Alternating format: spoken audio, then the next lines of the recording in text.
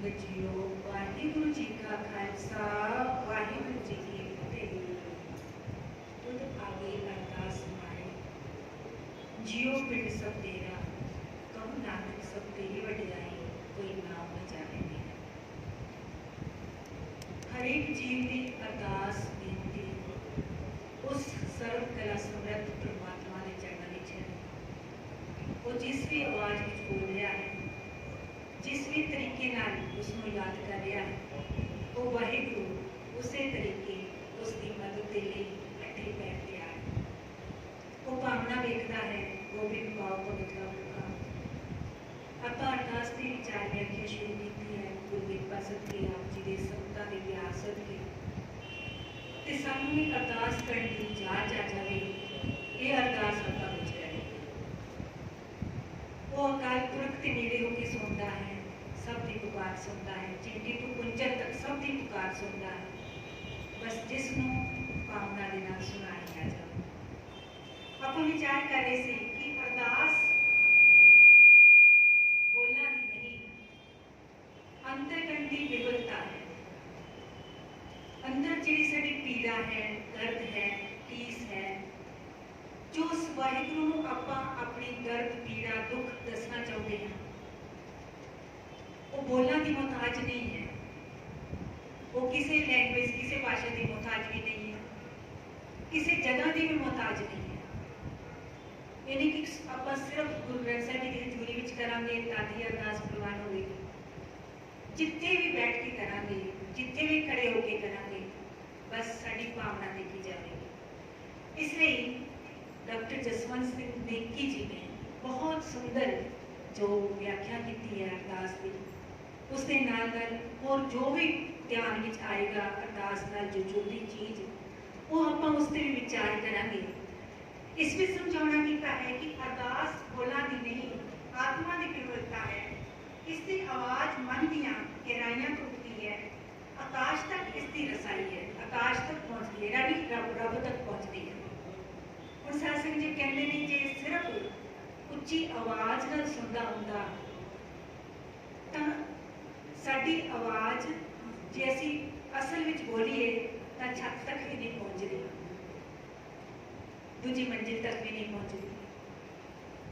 ते ओ परमात्मा साडी आवाज सुनदा है तां ये समझाना कीता है कि उसके लिए ना वो कोई स्थान वेखदा है, ना कोई विशेष उपकरण वेखदा है कि कितने खड़े होकर की गई, किस रूप में की गई, किस भाषा में की गई।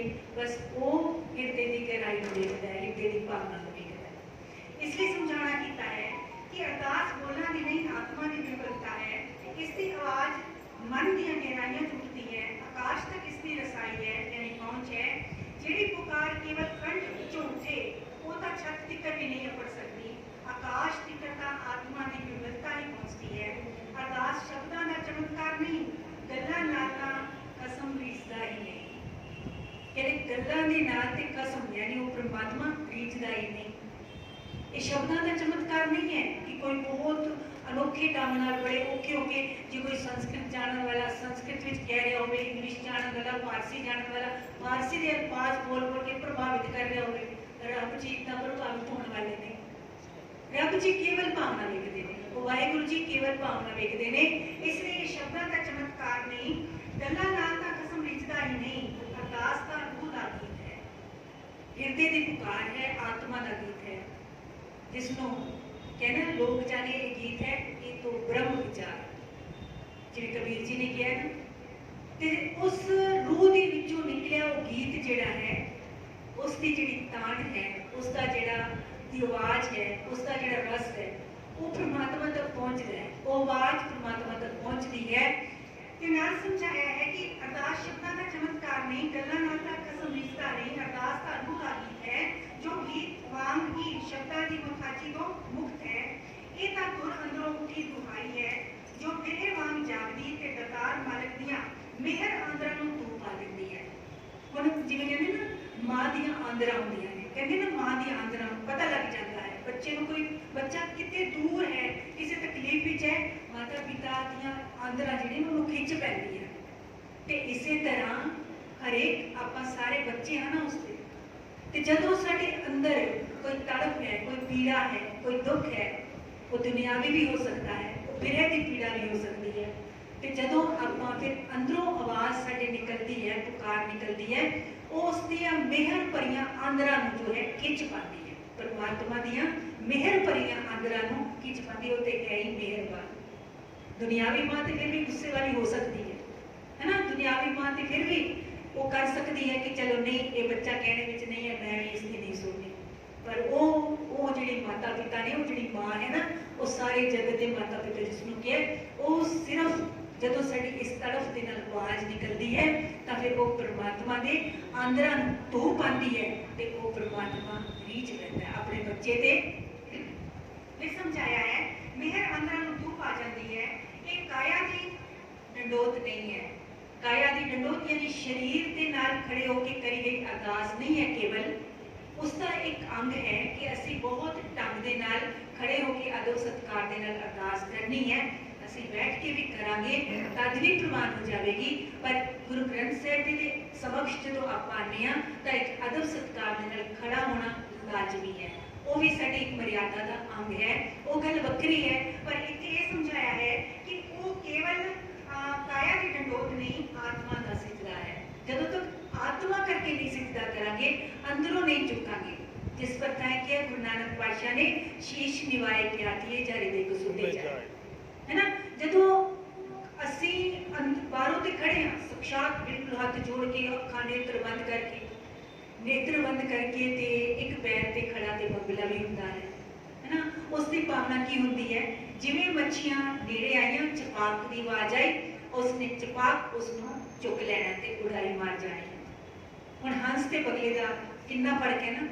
हंस वृत्ति वाली जिहड़ी अरदास है वो है प्रवान उस मालिक दे दर ते। चिट्टा बगला भी है, चिट्टा हंस भी है, पर शासन जी उसके गुण वखरे ने। इसलिए केवल आप शरीर करके खड़े हाँ, रूह करके नहीं खड़े, सिजदा अंदरों नहीं हो रहा, तो वो अरदास प्रवान नहीं हो सकती।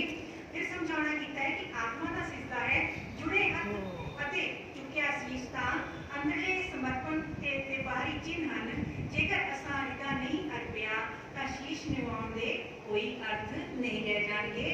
दीर्घ दृष्टि का देखिए तो मनुष्य का इतिहास सुधा अरदास का इतिहास निकलता है।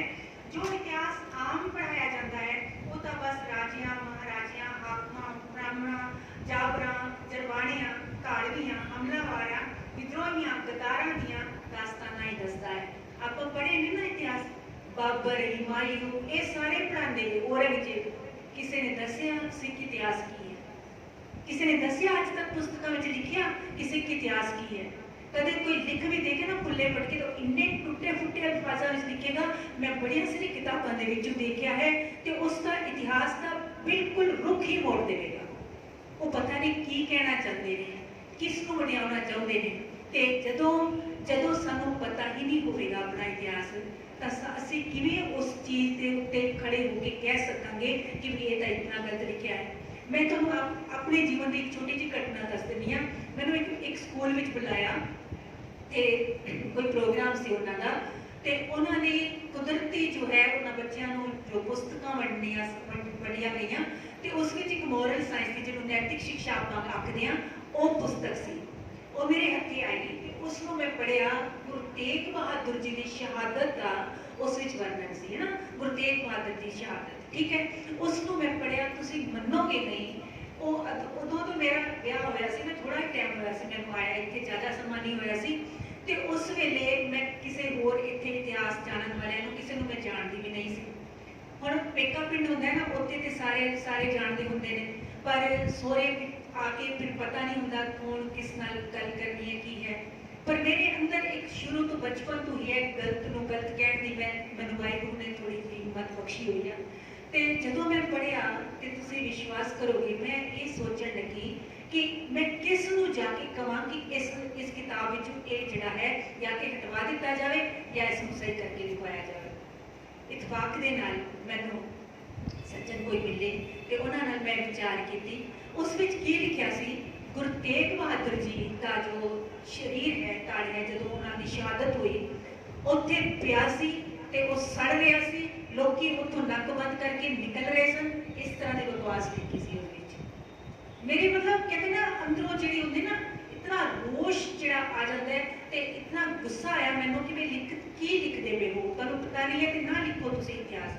फिर चलो सिक्खी अपने समाज में गल चुकी मुद्दा आया मैनू कोई मिले उस दे नाल फिर असीं उन्हां दे नाल जो विचार विमर्श होया तो फिर अखीर उन्होंने ठीक तो नहीं किया पर उन्होंने हटाना पिया वो चैप्टर हटाना पिया।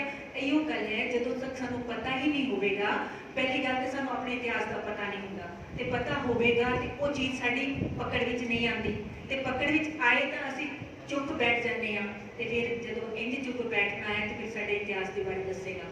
फिर एक 11वीं की किताब के विच मैं जदों स्कूल में पढ़ा रही सी उदों 11वीं की फिर तो साडे सिख समाज वालियां नूं पता चल गया भी इसका है इस तरह का मन के विच भावना वो मेरे को लैके आए वो किसी ने गलती करी उस विच किसी ने गलती करी वो पूरा का पूरा इतिहास जो है वो पूरा का पूरा चैप्टर उत्थों लाया गया।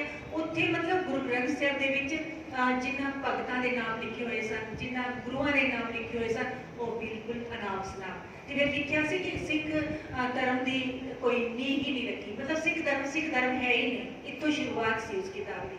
फिर मैनू study circle Guru Gobind Singh study circle बहुत बड़ी संस्था है तो उस विच मैनू सेवा का मौका मिलिया हुआ है तो उत्थों के मुखी ने जो है एक बहुत बड़ा लिखारी है दिल्ली का दिल्ली उसने बहुत बड़े उस अखबार में होते हैं उन्होंने लिखा अज मेरे इतफाक ना मैनू ध्यान में नहीं सी गल्लां पर इस इतिहास में पढ़ के मेरे दिमाग में आया कि उन्होंने मैनू पूरा का पूरा उन्होंने 6-7 पेज का आर्टिकल सी ते दिल्ली की मुख्य अखबार में पब्लिश होया सी उन्होंने मैंने भेजा कि इस दियां सारियां जितनी भी इसकी एक तरह की समालोचना करके ते इसका बिल्कुल जरा सही पक्ष है वो गुरबाणी के गुरु इतिहास के अनुसार वो तुसीं रखो।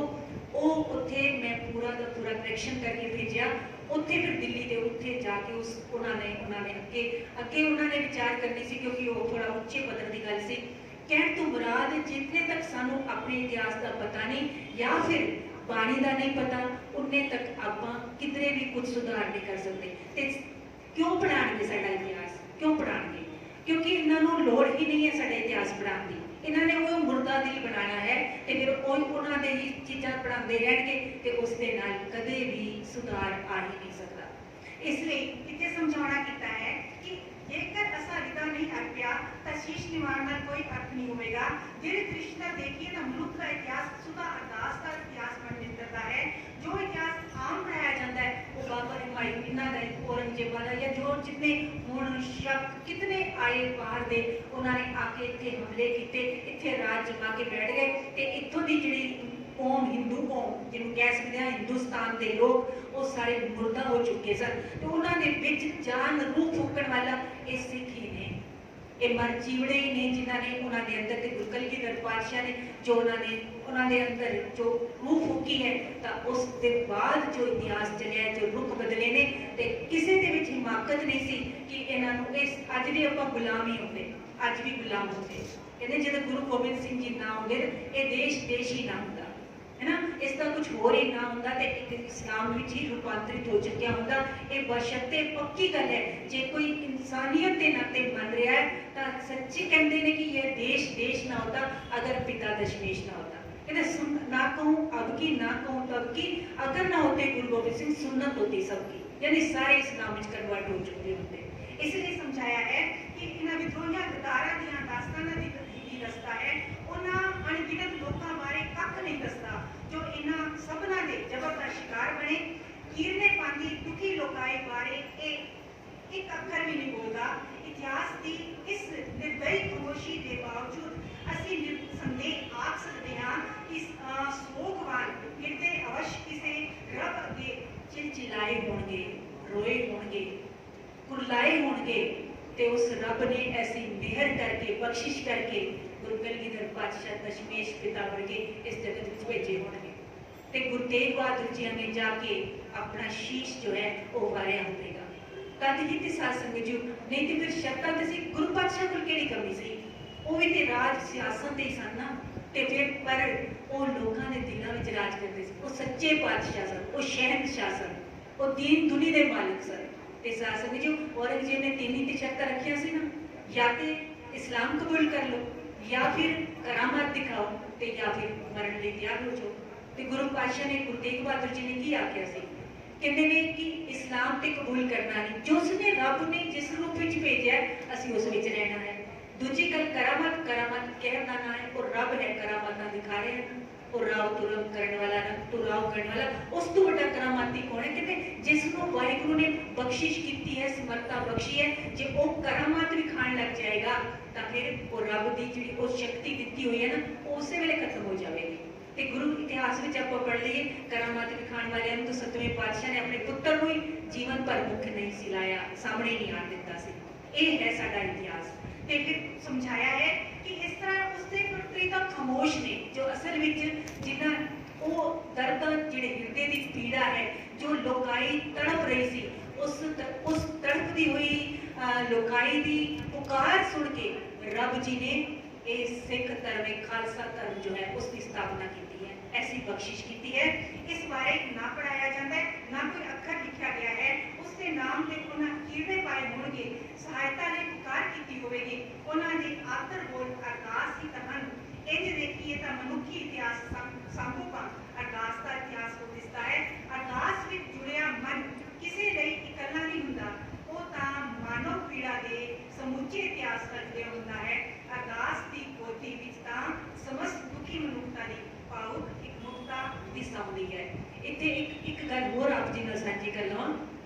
ਜਿਹੜੇ ਕਸ਼ਮੀਰੀ ਪੰਡਤ ਆਏ ਸਨ ਨਾ ਸਾਧ ਸੰਗਤ ਜੀ, ਕਸ਼ਮੀਰੀ ਪੰਡਤ ਜਿਹੜੇ ਆਏ ਸਨ, ਉਹਨਾਂ ਨੇ ਉਸ ਤੋਂ ਪਹਿਲੇ ਕਹਿੰਦੇ ਨੇ ਉਹਨਾਂ ਨੇ ਆਪਣੇ ਧਰਮ ਦੇ ਜਿਹੜੇ ਆਗੂ ਸਨ ਉਹਨਾਂ ਦੇ ਅੱਗੇ ਬੜੀ ਪੁਕਾਰ ਕੀਤੀ ਸੀ। ਕਿਸੇ ਨੇ ਉਹਨਾਂ ਦੀ ਗੌੜੀ ਨਹੀਂ ਕੀਤੀ, ਕਿਸੇ ਨੇ ਉਹਨਾਂ ਦੀ ਬਾਂਹ ਨਹੀਂ ਫੜੀ, ਤੇ ਨਾ ਉਹਨਾਂ ਦੇ ਕੋਈ ਜੰਤਰ ਮੰਤਰ ਤੰਤਰ ਚੱਲ ਸਕੇ। ਅਖੀਰ ਫਿਰ ਕਿਰਪਾ ਰਾਮ ਜਿਹੜੇ ਨੇ ਉਹ ਪੰਡਤ ਉਹਨਾਂ ਅਗਵਾਈ ਕਰਕੇ ਤੇ ਉਹਨਾਂ ਨੇ ਕਿਹਾ ਵੀ ਜਦੋਂ ਆਪਾਂ ਤੁਸੀਂ ਕਹਿ ਰਹੇ ਹੋ ਗੁਰੂ ਤੇਗ ਬਹਾਦਰ ਜੀ ਦੇ ਪਾਸ ਚਲੀਏ, ਕਹਿੰਦੇ ਨੇ ਇਹ ਤਾਂ ਉਹਨਾਂ ਦੇ ਧਾਰਮਿਕ ਚਿੰਨ੍ਹ ਹੀ ਨਹੀਂ ਨੇ, ਇਹ ਉਹਨਾਂ ਦਾ ਅਕੀਦਾ ਹੀ ਨਹੀਂ ਹੈ, ਉਹ ਸਾਡੀ ਕਿਵੇਂ ਰੱਖਿਆ ਕਰਨਗੇ? ਉਹਨਾਂ ਨੇ ਕਿਹਾ ਕਿ ਮੈਂ ਉਹਨਾਂ ਨੂੰ ਜਾਣਦਾ ਹਾਂ, ਕਿਉਂਕਿ ਇਤਿਹਾਸ ਵਿੱਚ ਮੈਂ ਪੜ੍ਹਿਆ, ਹੁਣੇ ਪੜ੍ਹਿਆ, ਉਸ ਵਿੱਚ ਲਿਖਿਆ ਸੀ ਕਿ ਗੁਰੂ ਜੋ ਕਿਰਪਾ ਰਾਮ ਪੰਡਿਤ ਕਿਰਪਾ ਰਾਮ ਦੀ ਅਗਵਾਈ ਵਿੱਚ ਆਇਆ ਸੀ ਨਾ ਜਿਹੜਾ ਦਲ ਕਸ਼ਮੀਰ ਤੋਂ, ਉਹਨਾਂ ਨੇ ਥੋੜਾ ਸਮਾਂ ਗੁਰੂ ਗੋਬਿੰਦ ਸਿੰਘ ਜੀ ਬਾਲ ਗੋਬਿੰਦ ਰਾਏ ਨੂੰ ਉਹਨਾਂ ਨੇ ਸਿੱਖਿਆ ਵੀ ਦਿੱਤੀ ਸੀ, ਉਹਨਾਂ ਨੂੰ ਪੜ੍ਹਾਇਆ ਸੀ। ਤੇ ਉਸ ਕਰਕੇ ਗੁਰੂ ਪਾਤਸ਼ਾਹ ਦੇ ਘਰ ਦਾ ਜੋ ਵਤੀਰਾ ਸੀ, ਜੋ ਸਮਰਪਣ ਦੀ ਭਾਵਨਾ ਸੀ, ਜੋ ਰੱਬ ਨਾਲ ਜੁੜੇ ਹੋਏ ਗੁਰੂ ਤੇਗ ਬਹਾਦਰ ਜੀ ਨੂੰ ਦੇਖਿਆ ਸੀ, ਤਾਂ ਉਹਨਾਂ ਨੂੰ ਵਿਸ਼ਵਾਸ ਸੀ ਕਿ ਕੇਵਲ ਤੇ ਕੇਵਲ ਇਹੋ ਸਾਡੀ ਮਾਂ ਪੜ ਸਕਦੇ ਨੇ। ਤੇ 9 ਵਰਸ਼ ਦੇ ਉਸ ਬਾਲਕ ਨੇ ਕਹਿ ਦਿੱਤਾ ਸੀ, ਪਿਤਾ ਜੀ ਤੁਹਾਡੇ ਤੋਂ ਮਹਾਨ ਕੌਣ ਹੈ, ਤੁਸੀਂ ਇਹਨਾਂ ਦੀ ਬਾਂਹ ਫੜੋ ਤੇ ਤੁਸੀਂ ਹੀ ਸ਼ੀਸ਼ ਦਿਓ ਆਪਣਾ, ਯਾਨੀ ਤੁਸੀਂ ਕੁਰਬਾਨ ਹੋ ਜਾਓ। ਕੌਣ ਜਗਤ ਵਿੱਚ ਕੌਣ ਬਾਲਕ ਐਸਾ ਹੈ ਜੋ ਆਪਣੇ ਪਿਤਾ ਨੂੰ ਕਵੇ ਕਿ ਜਾਓ ਤੁਸੀਂ ਸ਼ਹੀਦ ਹੋ ਜਾਓ, ਮੈਂ ਅਨਾਥ ਹੋ ਜਾਵਾਂ ਤੇ ਕੋਈ ਗੱਲ ਨਹੀਂ। ਤੇ ਫਿਰ ਸਾਸ ਨੇ ਸਮਾਇਆ ਦੇ ਵਿੱਚ ਚਾਰੋਂ ਸਾਹਿਬਜ਼ਾਦਿਆਂ ਨੂੰ ਕੁਰਬਾਨ ਕਰ ਦਿੱਤਾ, ਆਪਾ ਕੁਰਬਾਨ ਕਰ ਦਿੱਤਾ, ਤਨ ਮਨ ਧਨ ਸਭ ਕੁਝ ਕੁਰਬਾਨ ਕਰ ਦਿੱਤਾ। ਇਹ ਹੈ ਸਾਡਾ ਸਿੱਖ ਇਤਿਹਾਸ। ਤੇ ਇਸ ਨੂੰ ਜੇ ਪੜਾਇਆ ਜਾਵੇ ਤਾਂ ਰੋਂਗਟੇ ਖੜੇ ਹੁੰਦੇ ਨੇ, ਤੇ ਫਿਰ ਸਭ ਦੇ ਵਿੱਚ ਉਹ ਜਜ਼ਬਾਤ ਵੀ ਤੇ ਭਰਨਗੇ, ਫਿਰ ਉਸੇ ਤਰ੍ਹਾਂ ਹਿੰਮਤ ਆਵੇਗੀ, ਸਭ ਕੁਝ ਆਵੇਗਾ। ਵਾਹਿਗੁਰੂ ਕਰੇਗਾ ਮਿਹਰ, ਕਿਰਪਾ ਕਰੇਗਾ ਤੇ ਕਲਾ ਵਰਤੇਗੀ, ਤੇ ਫਿਰ ਐਸਾ ਸਮਾਂ ਵਾਹਿਗੁਰੂ ਉਸ ਤਰ੍ਹਾਂ ਦਾ ਸਮਾਂ ਕਰਨਾ ਬਣਾਵੇ, ਪਰ ਅਸੀਂ ਵਿਕਾਰਾਂ ਦੇ ਗੁਲਾਮ ਨਾ ਹੋਈਏ। ਵਾਹਿਗੁਰੂ ਸਾਰਿਆਂ ਤੇ ਰਹਿਮਤਾਂ ਕਰੇ, ਬਖਸ਼ਿਸ਼ਾਂ ਕਰੇ। ਇਸ ਪਾਵਨ ਇਤਿਹਾਸ ਨੂੰ ਆਪਾਂ ਪੜ੍ਹ ਕੇ ਸੁਣ ਕੇ ਕੁਝ ਗੁਣ ਵੀ ਸਕੀਏ, ਜਿਸ ਸਦਕੇ ਇਹ ਲੋਕ ਸੁਖੀਏ ਪਰਲੋਕ ਸੁਵੇਲੇ। ਨਾਨਕ ਹਰ ਪ੍ਰਭੂ ਆਪੇ ਮਿਲੀ ਦੀ ਵਸਤਾ ਬਣ ਸਕੇ। ਫੁੱਲਾਂ ਚੁੱਕਾਂ ਦੀ ਖਿਮਾ ਬਖਸ਼ਿਓ ਜੀ। ਵਾਹਿਗੁਰੂ ਜੀ ਕਾ ਖਾਲਸਾ, ਵਾਹਿਗੁਰੂ